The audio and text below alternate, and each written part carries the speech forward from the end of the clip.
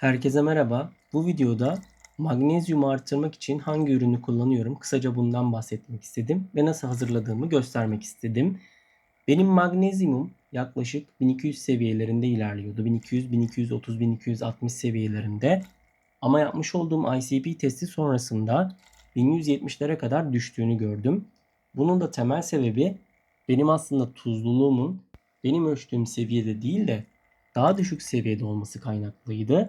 Magnezyum akvaryumdan uzaklaşmaya başlıyordu. Şimdi magnezyum eklemek için de Fauna Marine'in Magnesium Bonding Light ürününü seçtim. Bunun sebebi de kullanmış olduğum Tropic Marine setinde herhangi bir şekilde magnezyum ekleyemiyorsunuz. Yani Tropic Marine Bonding A ve B size magnezyumu maalesef veremiyor. All for If de magnezyumu veremiyor. Verse de çok az miktarda veriyor. Amaç dengelemek. Ama denge değiştiğinde bu dengeyi sağlamak için Fauna Marine'in magnezyum kiti burada bizim imdadımıza yetişiyor diyebiliriz. Evet, şimdi magnezyum setimizi hazırlayarak videomuza devam edelim. Şimdi ben magnezyum kitimi çıkardım. Arıtma suyumdan 500 mililitre doldurdum ve karıştırma tasımın içerisine koydum. Şimdi ben 500 mililitrelik suya 160 gramlık Bowling magnezyumdan katacağım. Bunun sebebi de bu ürünün tavsiye edileni 500 mililitre için yaklaşık 200 gram seviyelerinde, 1 litre içinde 250-400 gram seviyelerinde. Her zaman azı çoğaltmak daha iyi olduğu için ben 500 mililitrelik sıvıya 160 gram alacağım ve istediğim seviyeye ulaştırana kadar akvaryuma dozlamaya devam edeceğim. Gördüğünüz gibi çok hızlı karışıyor. Tuz formunda zaten. Direkt yani gördüğüm en hızlı karışan ürünlerden birisi diyebilirim. Direkt eriyor. Benim buradaki suyum 25 derece seviyelerinde. Direkt TDS 0 bir su. 500 mililitrelik suya da 160 gram eklediğimizde ortalama elimize 600 mililitrelik gibi bir sıvı çıkmış olacak. Bu sıvıyı da zaten direkt saklayarak gerekli olduğunda kullanacağım. Uygun şartlarda da sağladığınızda ömrü bir yıldan daha uzun bir sürede olabiliyor. Bir engel oluşmuyor. Herhangi bir çökme vesaire de yapmıyor. Cam gibi tertemiz karışarak kullanıma hazır hale geliyor. Ben direkt hesaplamalarımı yaptım. Üreticinin sitesini araştırdım. Bütün temelimi oturttum. Bunları yaptıktan sonra da akvaryuma ne kadar eklemem gerektiğini biliyorum. Zaten ürün tuz formunda. Şöyle görüyorsunuz, gördüğünüz gibi bu tuz direkt akvaryum içerisine suyla karıştığında ne kadar magnezyum eklenmesi gerekiyorsa onu eklemenize yarıyor. Direkt zaten Google'dan arayarak Türkiye'deki distribütöründen temin etmek istiyorsanız edebilirsiniz. Şimdi karışımı tamamladıktan sonra da ben bu karışımı hazırlarken ne kadar dozlamam gerektiğini de Aqua Calculator diye bir uygulama mevcut. Bu uygulamayı kullanarak yapıyorum genelde. Bir bakalım o uygulama bize neler sunuyormuş, nasıl yönlenmemizi sağlıyormuş, uygulamada neler yapabiliyormuşuz. Bunların hepsini görmüş oluruz. Üreticinin burada söylemiş olduğu şey siz direkt belirtilen dozajda magnezyum sıvısını hazırladığınızda 100 litreye 10 mililitre dozladığınızda artı 5 magnezyum size veriyor. Biz de buna göre bakacağız. Hesabımızı yapacağız. Biz ne kadar dozlamamız gerekiyormuş buna bakacağız. Şimdi uygulamaya geçelim. Evet. Aqua Calculator uygulamasını açtım. Şimdi bu uygulamada kendi akvaryumumun verilerini yazdım. Litresini, ne kadar su değişimi yaptığımı, ölçü birimlerimin işte tuzluluğumun ölçü birimi, alkalitemin ölçü birimi hepsini yazdım.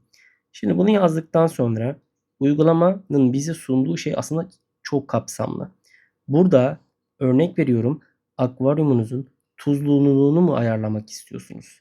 Tuzluluk ayarlamak için geliyorsunuz. Hangi tuzu kullanmak istiyorsunuz?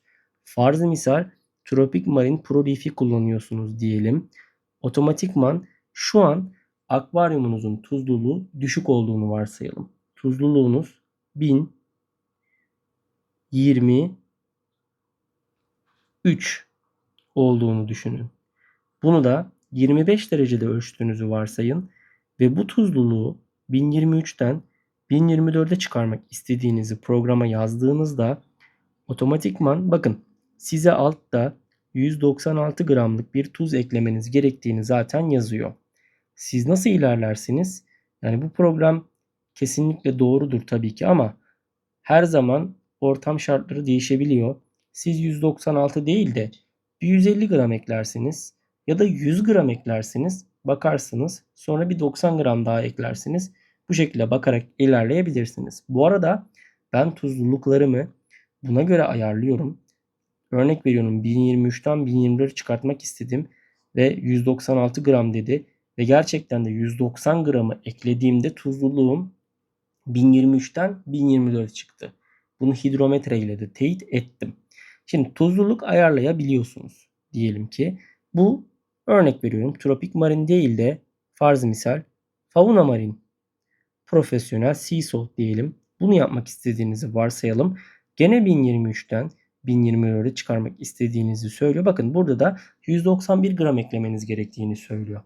Ama bu ayarlamaları yaparken bakın tuzluluğu ölçtüğünüz derece ve sizin koyduğunuz dereceler çok önemli. Yani şimdi 25 derecede ölçtüğünüz akvaryumunuz diyelim ki sizi 191 gramdı. Akvaryumunuzun derecesi ısındı ve 27 derece. Ve siz 1023'ten 1024'e çıkarmak istiyorsunuz. Ve 25 derecede olsun istiyorsunuz. Diyelim ki bakın otomatikman 191 gram kalktı burada 71 gramlara düştü. Yani tuzluluğun sıcaklıkla gerçekten inanılmaz bir orantısı mevcut. 191 nerede? 71 nerede? Yani siz değerlerinizi yaparken eşit olmasına lütfen dikkat edin. Akvaryumunuz 26 derecededir. Siz 26 derecede 1024 yapmak istiyorsunuzdur. Bakın 196 değil de 189 gram girmeniz gerekiyor. Yani bunun sıcaklıklarla gerçekten orantısı çok fazla. Yani siz ya ben her zaman hazırlıyorum. Her zaman 190 gram giriyorum. 1025 oluyordu. Şimdi neden olmuyor diyorsunuz mesela. Bu sizin 25 derece değil de mesela bu işlemi örnek veriyorum 27 derecede yaptığınız kaynaklı olabilir. Yani bunun sıcaklıklarla inanılmaz bir orantısı var. Şimdi devam edelim programa. Direkt diyelim ki tuzlu su hazırlamak istiyorsunuz. 10 litre hazırlamak istiyorsunuz ve bunu 1025 yapmak istiyorsunuz ve gene sizin hazırladığınız normal saf suyunuz TDS 0 suyunuz 25 derecede olsun diyelim ki sizin 414 gram tuz eklemeniz gerekiyormuş fauna marin için. Ama siz gelip kalkıp beklettiğiniz suyunuz 25 değil de 27 derece olduğunuzu varsayın. Bakın 423 gram eklemeniz gerekiyormuş. 410, 423, 10 gram daha fazla eklemeniz gerekiyormuş. Yani bununla işlemleri yaparken sıcaklıklarınıza dikkat etmenizi tavsiye ediyorum. Farz misal gelelim devam edelim. Direkt buradan akvaryumunuza kalsiyum, magnezyum ve alkalinite hazırlayacağınızı düşünelim. Ve ürününüzde fauna marin olsun. Fauna marin bowling light. Zaten bu üründe ne kadar kalsiyum, alkalinite ve magnezyum içerdiği yukarıda görünüyor. Siz misal ben 500 mililitre kalsiyum, 500 mililitre alkalinite ve 500 mililitre magnezyum hazırlamak istiyorum bu ürünle diyorsunuz programa. Bakın zaten otomatikman aşağıya formülünü yazdı. 200 gram artı 2,5 mililitre Trace 1 bu metalik renk ve büyüme efekti veriyormuş. 2,5 mililitre Trace 2 ekleyebilirsiniz diyormuş. Bakın alkalinite eklerken bunun içerisine 50 gram alkaliniteden 2,5 mililitre Trace 3'ten ekleyebilirsiniz diyor. Magnezyum hazırlarken de 200 gramlık magnezyum setinden kullanın diyor. Yani gerçekten neyden ne kadar koymanız gerektiğini görüyorsunuz. Fauna Marin değil de mesela Tropik Marin seçelim. Tropik Marin orijinal Bowling seçelim. Seçtim. Bakın bunda kalsiyum var, alkalinite var, magnezyum yok gördüğünüz gibi. A, B, C var. Şimdi siz diyelim ki 500 mililitre A'dan, 500 mililitre B'den ve 500 mililitre de C'den oluşturacaksınız. Bakın A'dan 38, B'den 37.8, 38, C'den de 12 gram koymanız gerektiğini buraya siz zaten otomatikman söylüyor. Yani buradan yapacağınız üreticileri seçebilirsiniz. Yani Aquaforest'i seçebilirsiniz. Ya da farklı kullanıyorsanız bunları seçebilirsiniz. Red Sea varsa Red Sea'yi seçebilirsiniz.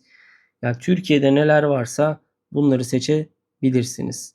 Kısacası Brightwell varsa Brightwell'i seçebilirsiniz. Şimdi hızlıca devam edelim. Neyin nasıl hazırlandığını da görmüş olduk. Şuradan seçelim. Fauna Marine Bowling Light diyelim. Biz 500 mililitrelik magnezyum yapacağız. Bunun karşılığında da 200 gramlık magnezyum setinden koymamız lazım diyor. Ama ben 160 gram üzerinden yaptım. Azdan gitmek daha sağlıklı oluyor. Bunu yaparken tuzluluğunuz ve sıcaklığınıza da dikkat etmeyi tekrar hatırlatayım. Şimdi devam ediyorum programa. Örnek veriyorum. Burada akvaryumunuz ne kadar tüketiyor diyelim ki. Bunu bilmek istiyorsunuz. Şimdi buradan akvaryumunuzu ölçtünüz.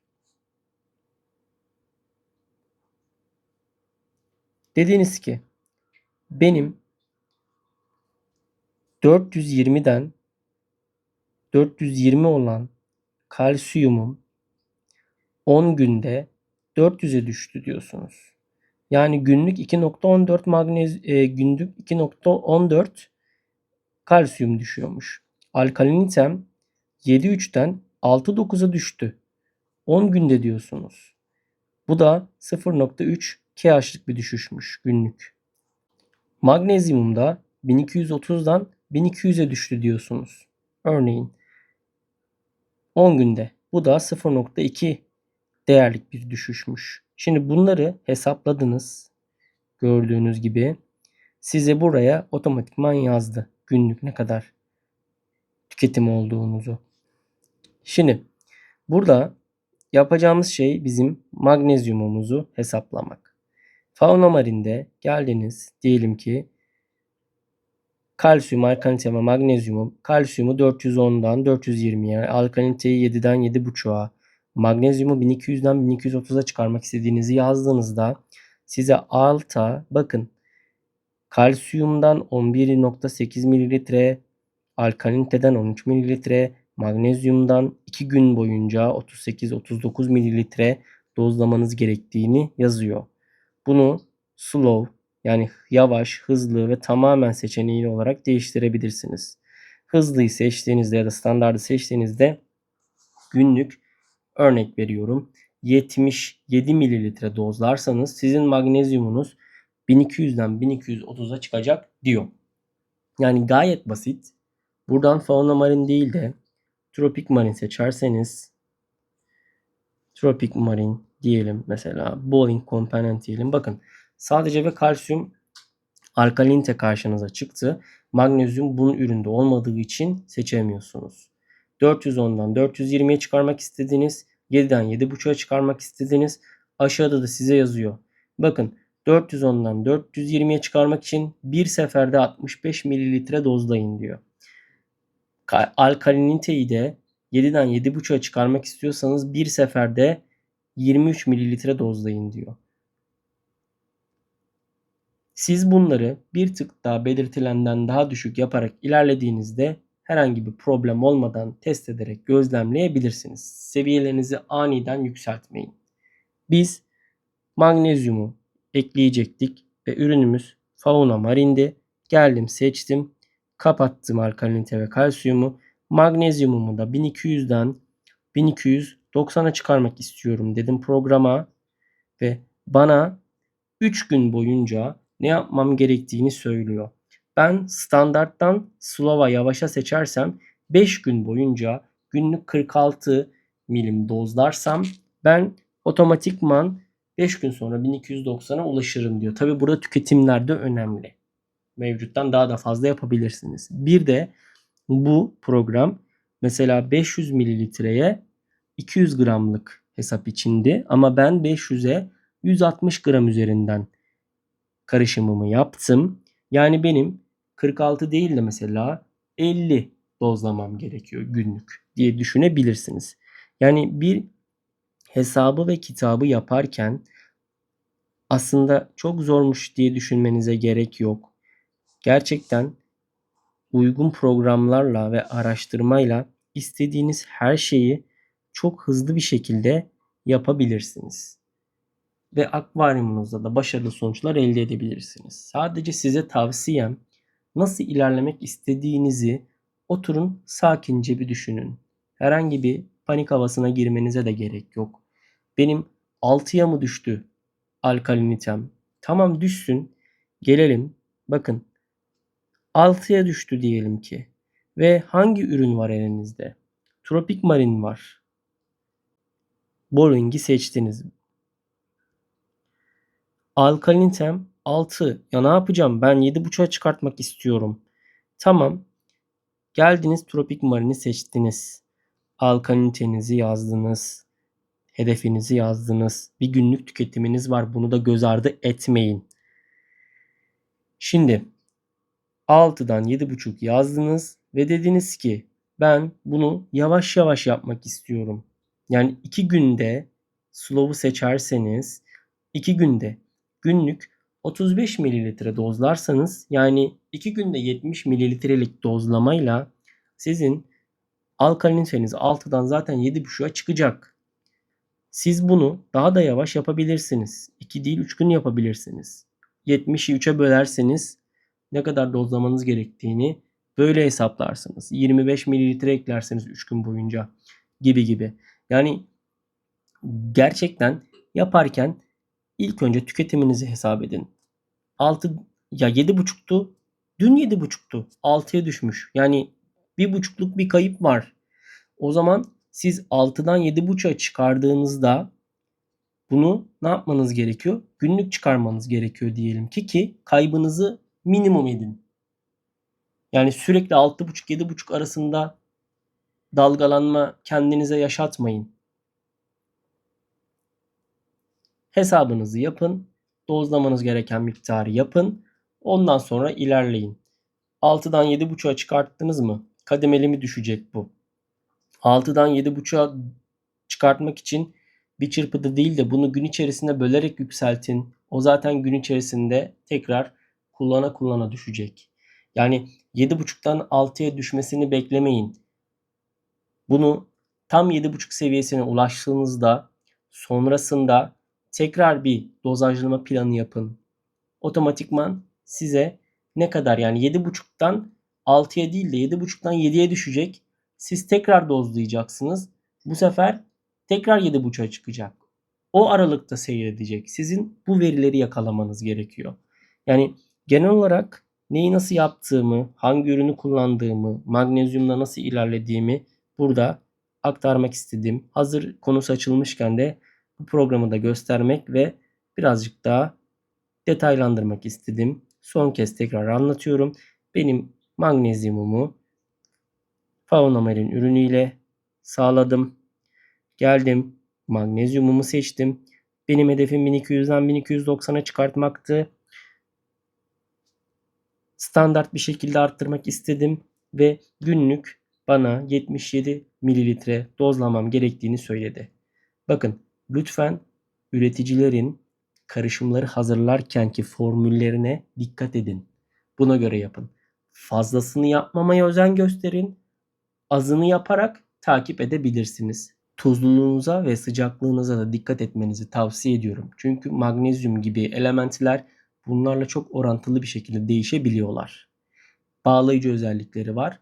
Lütfen bunlara dikkat edin. Hızlıca bu şekilde bir video da çekmek istedim. İlla ki birilerine faydalı olacaktır. Beni izlediğiniz için teşekkür ederim.